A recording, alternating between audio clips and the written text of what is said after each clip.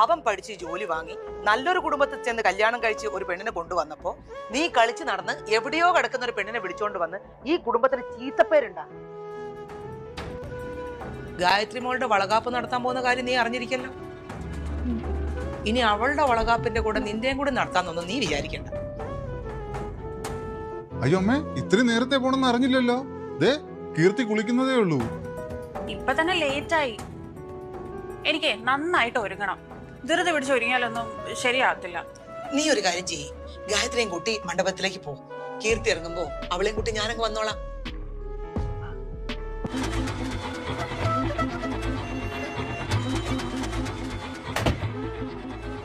അമ്മേ, അമ്മേ, കതവ് തുറക്ക്. അമ്മേ, ഇവളെ കൂടി കെട്ടിയെന്ന് വിളിക്കാത്ത എന്റെ കുറവേ ഉള്ളൂ. അവിടെ കിടക്കട്ടെ നാശം. കതവ് തുറക്ക്. ഇവളെ കണ്ടിട്ട് വേണം ഇനി നാട്ടുകാർക്ക് പറഞ്ഞ് ചിരിക്കാൻ.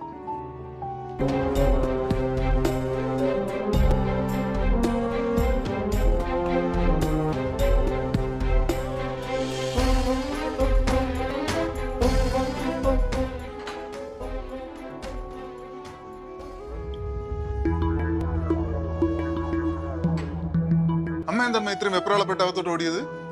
ദാഹിച്ചിട്ടാടാ, വെള്ളം കുടിക്കാൻ ഓടി വന്നതാ. മോളെ എന്തു പറ്റി? എന്തിനാ കരയുന്നേ? നിനക്ക് വയ്യേ? ചേട്ടനും എന്നെ വേണ്ടതായല്ലേ. ചേട്ടന്റെ കുഞ്ഞല്ലേ എന്റെ വയറ്റിൽ കിടക്കുന്നത്. എല്ലാരും കൂടെ ഇവിടെ എന്നെ പൂട്ടിട്ടിട്ട് എന്തിനാ പോയേ? പൂട്ടിയിട്ടിട്ടോ?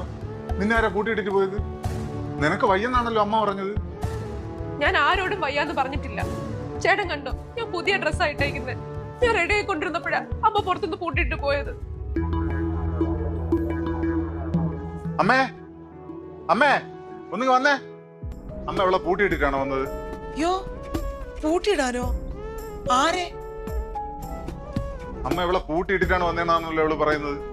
എന്റെ ദൈവമേ, ഇവളെ പൂട്ടിയിട്ടിട്ട് എനിക്ക് എന്ത് കിട്ടാനാ?